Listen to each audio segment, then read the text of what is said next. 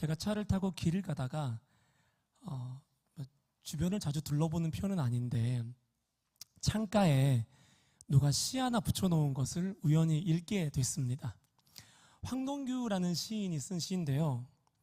오랫동안 전해오던 그 사소함으로 내 기다림의 자세를 생각하는 것뿐이다. 이렇게 딱 적혀 있더라고요. 오랫동안 전해오던 그 사소함으로 다만 당신을 향한 내 기다림의 자세를 생각하는 것뿐이다. 바로 서점에 가서 이분의 시집을 사서 읽게 되었습니다. 괜찮은 홍보 전략이죠. 여기서 말하는 사소함이라는 것은 반어법인데 오랫동안 반복적으로 하는 일이 사소한 일이겠어요? 사소하지 않죠. 너무 중요한 사람에게, 너무 사랑하는 사람에게 사소해 보이지만 사소하지 않는 그 일, 그리워하는 일, 기다리는 일, 편지를 보내고 반복적으로 안부를 묻는 등의 행동을 통해서 기다리는 대상을 사랑하고 사모하고 앙모하는 시인의 마음을 나타낸 것입니다. 여러분들은 어떠한 사소함의 자세를 가지고 내 신랑, 내 아버지, 내 친구, 내 구원자 되시는 예수님을 기다리고 계십니까? 여러분이 매일매일 그 기다림의 자세를 전하는 사소함의 태도가 무엇인지 한번 돌아보셨으면 좋겠습니다. 우리에게 사소하지만 사소하지 않은, 그리고 교회에서 가장 많이 듣는 말이지만 가장 해픈 말이 뭔지 아십니까? 기도하세요예요. 기도하세요. 저도 실은 여러분들 만나면 여러분들이 하는 고민 앞에서 해답을 내주고 싶어요. 사업적으로, 가정적으로, 재정적으로, 자녀 때문에, 비전 때문에 힘들어할 때 이건 이렇게 하면 됩니다 라고 말하고 싶어요. 근데 제가 할 수 있는 말은 한마디밖에 없어요. 기도하겠습니다. 기도하세요. 그거 말고는 하나님이 우리에게 주신 해답이 없기 때문이죠. 예수님께서는 본문을 통해서 사소하지만 그 사소하지 않는 무게감 있는 기다림의 태도를 기도라고 말씀하십니다.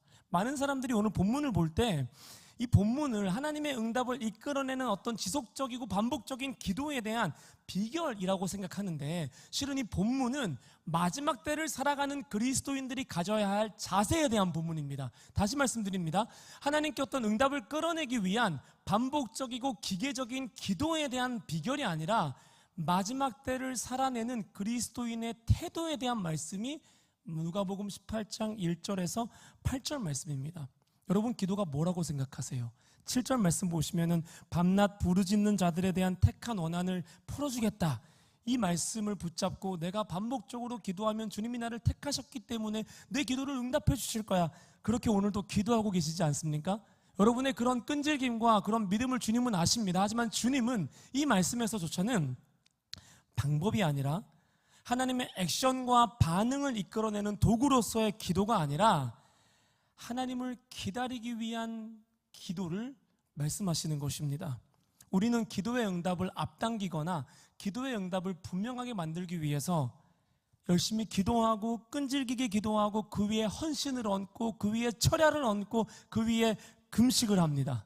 그리고 반복적으로 같은 내용을 가지고 기도를 합니다. 그럼 이 불의한 재판장이 기도를 들어주었던 것처럼 하나님도 들어줄 것이라고 기대를 합니다. 그런데 여러분, 여기서 짚고 넘어가야 할 것은 불의한 재판장과 주님을 동일시해서는 안 됩니다. 동일시 될 수가 없어요. 주님 앞에는 어떠한 불의의 수식어도 붙을 수가 없습니다. 그렇게 생각하시면 안 됩니다. 그래가지고 하나님, 제가 이번에 이만큼 헌신했으니까 자판기 앞으로 가요. 그리고 뽑기를 해요. 드르륵 돌려가지고 내가 원하는 응답이 나왔나 안 나왔나 캡슐을 열어봐요. 근데 내가 원하는 응답이 안 나오고 꽝이 나왔어요. 그럼 이제 그때는 그래, 금식을 해야겠다. 또 열심히 금식하고 또 드르륵 빼서 캡슐을 열어봐요. 또 꽝이 나와요. 그 다음엔 철야하고 막 헌신하고 몇 번을 돌려도 꽝이 나오거나 혹은 다른 사람의 응답이 나오면 우리는 어떻게 되죠? 낙심합니다. 더 이상 그 내용 가지고 기도하지 않고 심지어는 교회를 떠나기도 하고 주님을 떠나기도 하고 내가 해왔던 헌신을 멈추기도 합니다. 그런데 기도는요, 여러분, 기도는 하나님을 설득하기 위한 기술이 아님을 깨달으셔야 됩니다. 기도는 주님 앞에 주님을 설득하기 위한 기술이 아니라 외양간에 송아지가 없어도 무화과 열매가 없어도 주님으로 말미암아 기뻐할 수 있는 믿음의 중심과 믿음의 태도가 기도임을 기억하시기 바랍니다. 본문 말씀은 누가복음 17장 20절부터 시작된 바리새인들에 대한 물음에 대해서 예수님이 답하는 거예요. 그러니까 이 본문 18장 1절이야 8절이 누가복음 17장 20절과 연결되어 있습니다. 그러니까 지금 청중은 제자들과 바리새인들과 사람들이에요. 바리새인들이 한 가지 묻습니다. 주님, 어느 때에 인자가 올 것입니까? 어느 때에 어디로 옵니까? 이걸 물어봅니다. 그리고 누가복음 18장 1절이야 8절은 어느 때에 어디로 오는 인자를, 예수님을 어떻게 기다려야 되는지를 주님이 말씀하시는 거예요. 질문은 언제, 어디서이고 대답은 어떻게 살아내야 되는지가 대답이에요. 그 대답을 뭐라고 말씀하시냐면 기도라고 말씀하시는 겁니다. 오늘 1절 말씀에 항상 기도하고 낙심하지 말 것을 비유로 말씀하시는데, 여기서 낙심이라는 것은 헬라어 원어로 엥그카케오라고 하는데, 엥그카케오라고 하는 이 낙심이란 말을 설명하고 있는데, 이게 지속적으로 반복적으로 벌어진 어떠한 상황에 대해서 동기를 잃어버린 상태를 의미합니다. 다시 말씀드릴게요. 지속적이고 반복적으로 마주하는 어떠한 상황 때문에 내가 동기를 잃어버린 상태를 성경은 낙심이라고 이야기합니다. 여러분, 주님도 되게 제 생각엔 피곤하실 것 같아요. 주님은 우리를 뭘 시키시려면 항상 동기를 부여하셔야 돼요. 기도를 해도 동기를 부여해야 되고, 찬양을 해도 동기를 부여해야 되고, 뭐 헌신을 해도, 교사를 해도, 임직을 해도 다 동기부여가 필요해요. 요즘 세상은 동기부여에 중독된 세상입니다. 동기부여 없으면 주님 따라갈 수 없나요? 여러분, 태양은요, 창조된 이래로 동기부여 안 해도 정해진 시간에 뜨고 정해진 시간에 져요. 닭도요, 제가 숲 나가서 양계 도와보니까요, 동기부여 안 해도 알 낳아요. 선교사님 말씀하시더라고요. 목사님, 제가 물어봤어요. 언제 쉬세요? 토요일 주일은 쉬세요? 그러니까 목사님, 닭이 토요일 주일 가려서 알 낳나요? 매일 낳아요. 이렇게 얘기하는. 그래서 제가 느낀 게, 닭들은 동기부여가 없어도 알을 낳는구나. 근데 우리는 한 사람 전도하려면, 한 사람 해산의 고통을 겪으려면 동기부여를 엄청나게 해야 되죠. 주님도 피곤하실 거예요. 오늘은 어떻게 위성도 목사한테 동기부여를 해서 기도하게 만들까? 어떻게 동기부여해서 헌신하게 만들까? 근데 성경은 엥그카케오, 이 낙심이란 말이 결국 동기를 잃어버린 마음의 상태를 낙심이라고 이야기하는데, 주님은 특별히 누가복음 17장 22절 이하 37절을 통하여서 동력을 훼손시키는, 나로 하여금 마지막 때에 주님을 기다리며 살아가는 데 있어서 내 태도를 훼손시키는 낙심의 종류를 세 가지로 말씀하시거든요. 첫 번째는요, 종말에 대한, 마지막 때에 대한 무감각입니다. 마지막이 오지 않을 것처럼 사는 거예요. 그 상태를 주님은 누가복음을 들어서 17장 말씀을 쫙 말씀하시면서 낙심이라고 말씀을 하십니다. 주님이 다시 오실 것에 대한 감각이 없는 거예요. 평생 주님을 안 만나고 살 것처럼 살아가는 겁니다. 여러분, 주님은 반드시 오십니다. 내 행동의 열매를 결산하는 날은 반드시 옵니다. 그리고 그날은 믿는 자에게는 잠깐 수치스러울 수 있어요. 내 모든 삶의 과오가 다 드러나기 때문에. 하지만 예수님이 내 허물을 심판하시고 나를 하나님의 나라로 들이시는 복된 날이 될 겁니다. 그날은 반드시 와요. 마지막 때는 반드시 옵니다. 낙심은 마지막 때에 대한 무감각함입니다. 두 번째, 낙심은 일상에 대한 집착을 낙심이라고 말씀하십니다. 누가복음 17장 26절에 이렇게 되어 있습니다. 노아의 때에 된 것과 같이 인자의 때에도 그러하리라. 노아가 방주에 들어가던 날까지 사람이 먹고 마시고 장가들고 시집가더니 라고 되어 있습니다. 마지막 때가 되어도 자기의 먹고 마시고 입고 장가드는 것이 목적이 되어버린 사람들을 향해서 주님은 낙심한 사람들이라고 말씀하시는 거예요. 그거밖에 낙이 없고 그거 말고는 고난과 결핍이 없는 거예요. 먹는 것 때문에 고난당한다고 하고, 입는 것 때문에 고난당한다고 하고, 마시는 것 때문에 결핍을 느끼고 시집장가 못 가는 것이 고난의 이유가 돼버린 세대를 향해서 주님은 낙심한 세대라고 말씀하십니다. 여러분, 애매한 고난을 당하지 마십시오. 고난을 당할 거면 주님 때문에 못 먹고, 주님 때문에 못 입고, 주님 때문에 못 마시고, 주님 때문에 절제하는 것이 저 여러분의 고난이 되시기를 주님의 이름으로 축복합니다.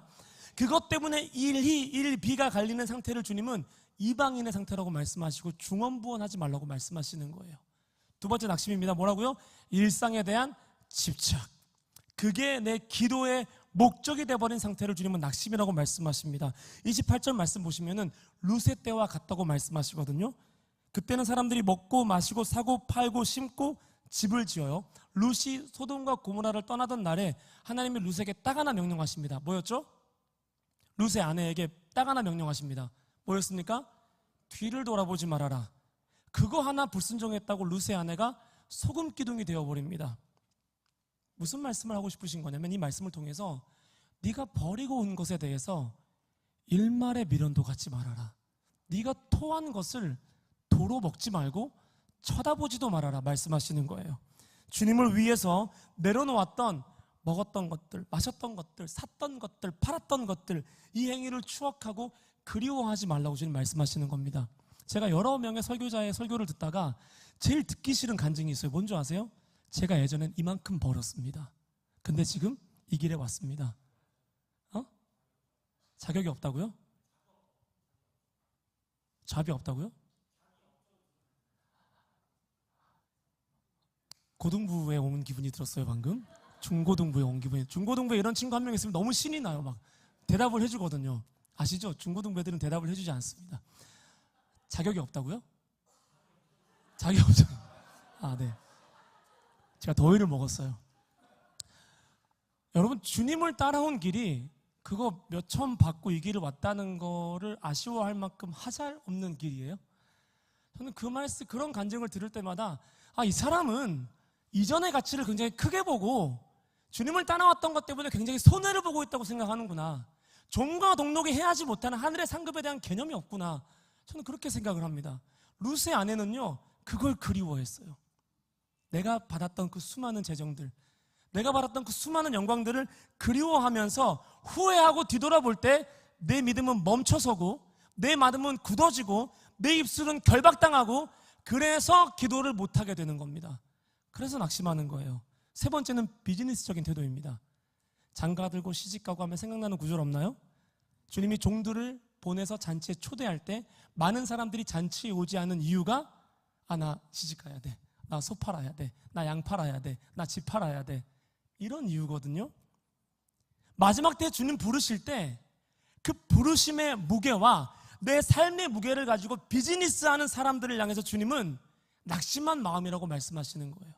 내가 어디에 붙어 있어야 더 많은 보상을 받을지에 대해서 계산하는 태도, 이것을 앵극하케요, 낙심해버린 마음, 기도할 수 없는 마음이라고 말씀을 하십니다. 저는 여러분들이 겪는 먹고 마시고 입는 문제에 대해서 폄하하고 싶은 게 아니에요. 이거는 주님께도 큰 고민거리고 주님의 문제이기도 합니다. 하지만 주님은 우리에게 뭐라 말씀하시냐면 너희를 향한 내 피값으로 부른 그 부르심이 이것들보다, 너희가 염려하는 것보다 클 수 없다고 말씀하시는 것입니다.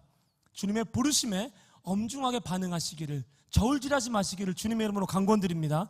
마지막 때를 사는 그리스도인은요, 이 복음서 전체를 보면은 마지막 때에 우리 예수 믿는 사람들은 소외, 박탈, 고난, 고립, 이것들을 당하고 살 거라고 주님 예언하셨어요. 재림의 때가 가까우면 우리는 그런 고난 안에서 살게 되며 주님의 다시 오심이 자꾸만 지연되기 때문에 그 문제로 절망하게 될 거라고 주님 말씀하십니다. 그럼에도 불구하고 그래서 주님 언제 오실 건데요? 어디로 오실 건데요? 그 물음에 대해서 주님은 언제, 어디서가 중요한 게 아니라 언제나 어디서나 기도하라고 말씀을 하십니다. 그게 우리가 마지막 때에 보여줄 수 있는 유일무이한 태도라고 말씀을 하십니다.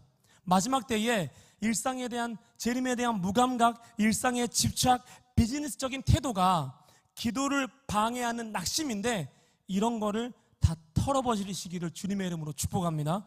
오늘 밤 기도를 통하여서 여러분들에 대해서 마지막 때에 대한 관심을 쉽게 만들고 일상에 대해서 이방인처럼 먹고 마시는 문제에 집착하여서 중언부언하게 만들고 기도를 흐릿하게 만들고 주님과 내 이익을 놓고 저울질하는 모든 사단의 악한 영향력이 오늘 찬양처럼 예수 그리스도의 이름으로 한 길로 왔다가 7길로 도망가는 은혜가 있기를, 능력이 있기를 주님 이름으로 축복합니다. 오늘 본문은 두 인물을 극명하게 대조시켜요. 한 사람은 한 도시에 사는 한 재판장입니다. 또 한 사람은 한 도시에 사는 어떤 과부입니다. 과부라는 표현이 조금 불편하게 들릴 수 있어서 양해를 구합니다. 성경에 나와 있는 그 단어 그대로 제가 해석하도록 하겠습니다. 여러 가지 삶의 정황들이 있겠지만은 과부를 말합니다. 한쪽은 굉장히 크고 강력한 능력을 가지고 있는 존재입니다. 불의한 재판장, 모든 사람의 생사 여탈권을 쥐고 있습니다. 또 한쪽은 소외와 박탈의 대상입니다. 어떤 도시의 그 어떤 재판장은 하나님을 두려워하지 않고 사람을 무시하는 사람이라고 기록되어 있는데, 이게 그리스 로마 헬레니즘 문화 안에서는 굉장한 조롱의 표현입니다. 사람의 됨됨이가 글러먹었다라고 말하고 싶을 때, 너 하나님 두려워하지 않고, 너 신을 두려워하지 않고 사람 무시하잖아. 이게 욕인 거예요. 그러니까 이 재판장은 됨됨이조차 안 돼 있는, 그러나 너무 크고 강력한 능력을 가지고 있는 사람이고, 과부는 자기가 당한 억울함을 같이 편들어줄 사람 하나 없는, 같이 가서 항소할 사람 하나 없는 약하고 소외된 사람을 의미합니다. 저는 이 말씀을 읽으면서 한 가지 깨달은 게 있는데요, 주님께서 여러분을, 저를 어떤 상황에다가 세팅하실 때가 있으세요. 오도 가도 못하게 딱 두실 때가 있으세요.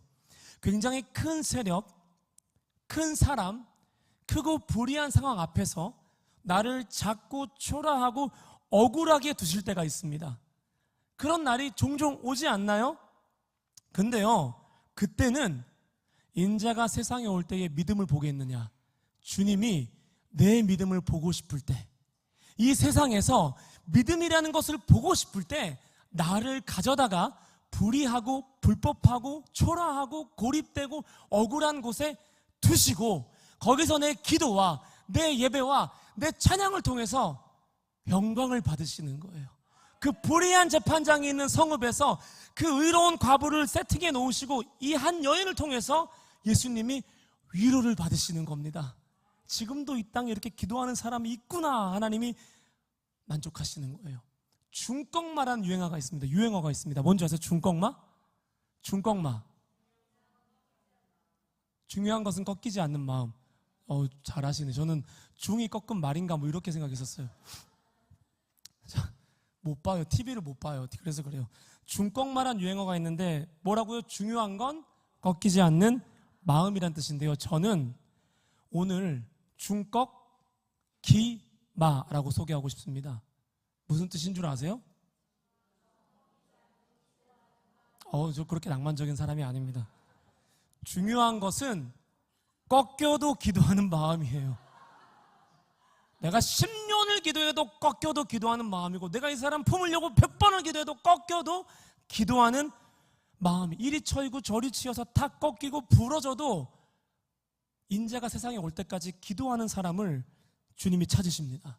아무 일도 안 일어나고 아무 응답도 못 받아도 중꺽기마, 중요한 건 꺾여도 그냥 기도하는 마음, 그냥 기도하는 사람을 주님은 애타게 찾으십니다. 누가복음 2장 37절 보시면 아셀지파에 바누엘의 딸 안나가 나와요. 바누엘의 딸 안나라는 사람이 나오는데, 그녀는 결혼하고 7년 만에 남편을 잃습니다. 결혼하고 7년 만에 남편을 잃어요. 그리고 84세가 될 때까지 혼자 지냅니다. 그러니까 아마 소녀, 우리나라로 치면 중고등학교 때 결혼했을 거예요. 그리고 대학교 졸업할 때쯤에 남편을 잃고 84세가 되도록 성전에서 주야로 금식하고 기도합니다. 그녀가 평생 기도하고, 그렇게 외롭고 소외되고 가난하고 힘든 시간 속에서도 밤낮 부르짖고 금식해서 기도하고 받은 응답이 뭔 줄 아세요? 뭔 줄 아세요? 성전에 오신 아기 예수를 보는 거였습니다. 그녀가 그렇게 평생, 60년 평생을 혼자서 기도해서 받은 응답이 예수님이었어요.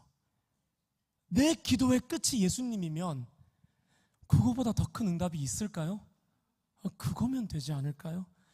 헌신해서 원하는 결과를 보는 것이 아니라, 헌신했기 때문에 예수님을 내가 볼 수 있는 것이고, 금식해서 내가 원하는 응답을 받는 것이 아니라, 금식했기 때문에 내 눈이 밝아져서 예수님의 임재를 보게 되는 거예요. 그것이 우리의 지구한 응답이 되기를 주님의 이름으로 축복합니다.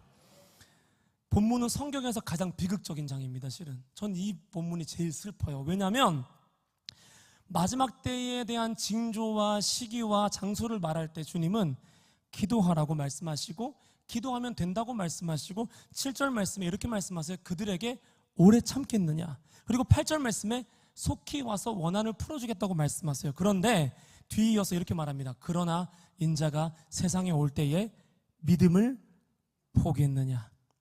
근데 여기서 믿음이라는 말 앞에 그가 생략돼 있어요.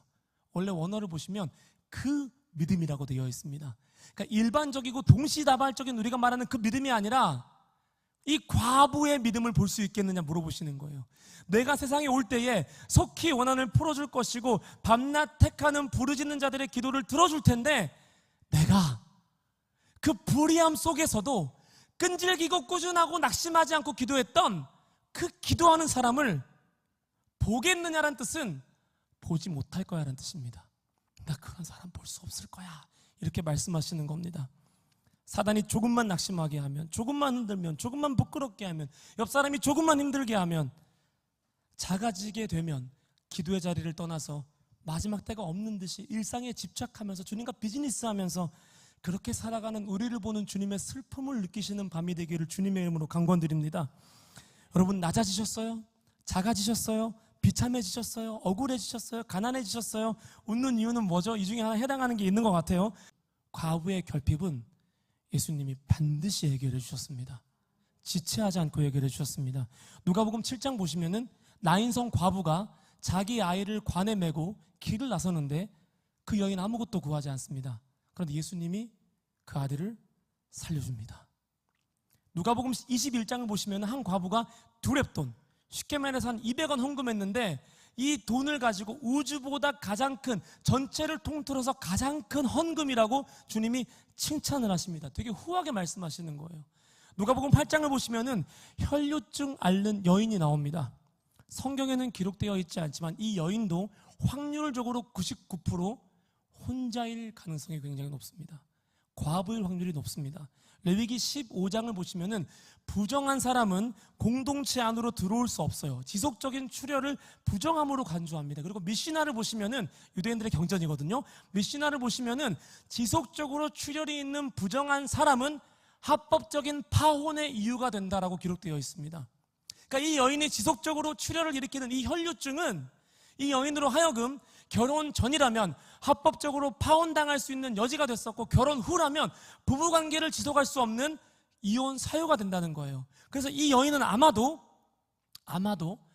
혼자였을 확률이 굉장히 높습니다. 이 여인은 사회적으로, 종교적으로, 가정적으로, 재정적으로 완전히 망가지고 고립되고 지극히 작은 자였으나 우리 주님은 그 여인이 예수님의 옷깃에 손을 대었을 때 혈육 근원을 마르게 하시고 거기서 더 나아가서 뭐라고 부르신지 아십니까? 딸이라고 불러요. 딸아, 내 믿음이 너를 구원하였으니 평안히 가라. 너 이제까지 살면서 평안이 없었지? 평안히 가라. 내 믿음이 너를 구원하였느니라. 딸이라고 부르심으로 단순한 병의 치유가 아니라 하나님 나라의 일원으로 회복시키세요. 몸과 마음과 지위와 영과 혼과 상태를 전부 회복시키십니다. 주님은 오늘 이 교회 안에서 딸이라고 부를 수 있는 사람, 아들이라고 부를 수 있는 사람을 찾고 계십니다. 저 여러분이 그런 사람들이 됐으면 좋겠어요. 그 말라붙은 혈류 근원을, 그 힘든 혈류 근원을 가지고 하나님 앞에 나아가서 아들아, 내 믿음이 너를 구원하였으니 평안히 가라. 너 자유할 거야. 그 음성 듣는 밤이 되었으면 좋겠습니다. 제가 좋아하는 말 중에서 견딤이 쓰임을 결정한다는 말이 있습니다. 뭐 일종의 요즘 MZ들이 말할 때는 정신승리예요. 견디다 보면은 쓰이는 곳을 찾을 수 있겠지 생각하는 거예요. 견딤이 쓰임을 결정한다. 어떤 종류의 고난과 외면과 핍박과 수치와 소외를 어떻게 믿음으로 견뎠는가가 내 쓰임새를 결정한다고 저는 생각을 합니다. 저와 여러분은 지금 어떻게 견디고 계십니까? 어떻게 겪어가면서 인내하고 계세요? 주님은 우리가 믿음으로 인내하기를 원하시거든요. 인내라는 그 참을 인자 한자 한번 보실까요? 참을 인자를 보시면은 칼날 인자에다가 마음 심자가 합쳐진 게 참을 인자예요. 칼날 인이 마음심 위에 있습니다. 이게 무슨 뜻이냐면 인내라는 건 내 가슴에 박힌 칼을 견디며 오늘을 사는 거예요. 그게 인내예요. 내 가슴에 박혀버린, 내 마음에 박혀버린 날카롭고도 두꺼운 그 칼을 내가 품고 견디고 그럼에도 기도하며 사는 것을 저는 인내라고 말씀드리고 싶습니다. 평안하고 싶어서, 해결받고 싶어서, 잘 먹고 잘 살고 싶어서 예수님 따라왔는데 주님은 이렇게 말씀하세요. 내가 검을 주러 세상에 왔노라. 주님이 내 가슴에 검을 던져버리셨습니다. 그것도 모자라서 내 심장에 주님이 칼을 꽂아버리셨어요. 거기서 주님은 낙심하지 말고 인내하라고 말씀하십니다. 내가 가지고 온 검이 너의 심장을 찔렀어도 너는 인내하며 기도하라고 말씀하십니다. 나인성 과부의 그 믿음, 두렙돈을 들인 그 여인의 그 믿음, 포기하지 않고 불의한 재판장 앞에서 간구했던 그 믿음, 혈육 근원을 말라버리게 만들었던 여인의 그 믿음을 가지고 인내하라고 주님은 말씀하십니다. 제 비전이 하나 있는데 뭘 것 같아요, 여러분? 제 비전이 뭘까요? 그만 물어보겠습니다. 제가 최근에 비전이 하나 생겼는데요, 그 전에 제가 고등학교 때부터 품었던 비전은 한 20년 넘게 품었던 비전인 것 같아요. 주님 필요하신 곳에 원하는 모습으로 살아가는 사람이 비전이었습니다. 어떤 일을 맡겨주든 그 일을 열심히 하려고 애쓰고 수고했는데요, 최근에 비전을 새로 받았습니다. 생일 선물로 새로 받은 것 같아요. 어떤 비전이냐면 가슴에 딱 들어왔어요. 평생 응답받지 못한 기도 제목을 품고 기도하다가 주님 만나는 사람이 되는 것이 제 비전입니다. 평생을 기도해도 응답받지 못한 기도를 품고 그렇게 내 가슴에 박힌 칼을 뽑지 못해서 아파하지만 그래도 기도하는 사람으로 살다가 마지막 날 눈 감고 주님 만나는 게 하나님 저의 비전입니다. 그렇게 고백을 하게 되었습니다. 그렇게 끝까지 믿음을 잃지 않고 그거 가지고 기도하다가 다시 오시는 그 인자를 만나는 거예요. 그럼 주님이, 나는 안 행복하겠죠? 그때까지 응답이 안 돼 있으면. 근데 주님은 너무 행복해 하실 것 같아요. 내가 세상에 다시 왔는데 성도야, 네가 이 기도를 평생 응답받지 못했구나. 네 뜻대로, 네 소망대로, 네가 애타했던 대로 내가 답을 해주지 않았구나. 내가 허락한 아픔이 너의 가슴을 후벼 파고 네가 아팠어도 너는 끝까지 기도했구나. 너는 믿음을 보였구나. 그렇게 칭찬받고 싶은 사람이 되는 비전이 저에게 생겼습니다. 예수님 너무 기뻐하실 것 같아요. 그러지 않을까요, 여러분? 저와 여러분들이 인생의 마지막이 될 때까지 응답받지 못한 그 기도 내용을 가지고 낙심하지 않고 포기하지 않고 원망하지 않고 기도하다가 주님 앞에 서는 거예요. 여러분, 그게 주님의 영광 아니겠습니까? 그게 우리가 보일 믿음의 내용 아니겠습니까? 주님, 저는 이 칼을 품고 기도하겠습니다. 이렇게 기도하게 됐습니다. 우리 누가복음 18장 17절까지 쭉 내려오면요, 주님이 말씀하세요. 이 이야기를 다 정리하세요. 그리고 나서 천국은 어린아이의 것이다, 이렇게 말씀하십니다. 왜 그렇게 말씀하시는 줄 아세요? 가장 작은 자인데요, 자녀는 아버지가 나타나면 다 해결됩니다. 다 해결돼요. 주님이 그런 사람을 찾는 겁니다. 아버지 한 분만으로 만족하는 사람을 주님이 찾는 거예요. 제 아이들은요, 저를 싫어할 때도 있겠지만 어떤 문제가 있고 스트레스가 있어도요, 제가 오면 일단 해결될 거라고 믿어요. 제가 어딜 가든 다시 돌아올 거라고 걔네는 믿어요. 숨나에 가도 돌아올 거라고 믿어요. 지금 언제 와? 몰라. 오늘 와? 몰라. 그날과 그때는 우리 목사님만 알아, 이렇게 얘기하지만 그래도 믿어요. 농담입니다. 돌아와서 고쳐주고 정리하고 채워줄 거라는 걸 믿어요.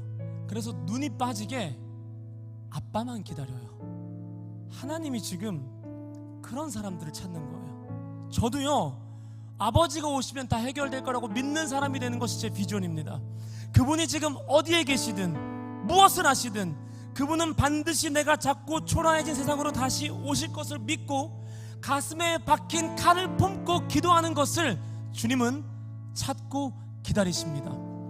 여러분, 2007년도에 연꽃 하나가 출토됐거든요. 그게 2010년도에 꽃을 피웠어요. 근데 그걸 방사선 가지고 뭐 측정하니까 700년 전의 연꽃 씨앗이래요. 700년 전에 발굴된 연꽃 씨앗이 2010년도 경상남도 어디였던 것 같은데요, 거기서 발아에서 꽃을 피웠습니다. 아마 그 연꽃의 종류가 아라홍련인가 뭐 그런 걸 거예요. 그것도 찾아보세요, 가서. 아라홍련인데, 여러분, 연꽃이요, 조건이 맞지 않으면 1000년이 가도 꽃을 안 피운답니다. 근데 조건만 맞으면 지금처럼 700년, 1000년이 지나도 반드시 꽃을 피운대요. 때로는 우리의 믿음의 내용이, 기도의 내용이 1000년이 가도 꽃을 피우지 못하는 것처럼 느껴질 때가 있습니다. 그 왜 연꽃이 꽃을 못 피우냐면요, 연꽃 씨앗에다가, 그러니까 연꽃을 키우는 사람들은 그 씨앗에다가 칼을 가지고 상처를 낸답니다. 엄청 두껍대요. 이렇게 부셔도 안 부서진대요, 씨앗이 딱딱해서. 근데 그 씨앗에다가 두꺼운 칼을 가지고 흠집을 내면 그 씨앗 안으로 물이 들어가서 그 물을 양분 삼아서 발아한다고 합니다. 저는요, 주님이 저와 여러분의 가슴에 박아놓은 그 칼이 딱딱하고 두껍고 굳어버린 우리의 마음을 갈라서 하나님의 생명샘이, 하나님의 말씀이, 하나님의 소망이 이 깊은 곳 지성소로 들어가게 하는 역할을 할 거라고 저는 믿습니다. 그래서 주님이 검을 던진 거예요. 그 검 가지고 발아하라고. 사랑하는 여러분, 그렇게 기도하며 그 칼을 품고 인내하며 상처받을지라도 기도하는 태도를 가지고 주님을 기다리시는 우리 모두가 되기를 주님의 이름으로 축복합니다.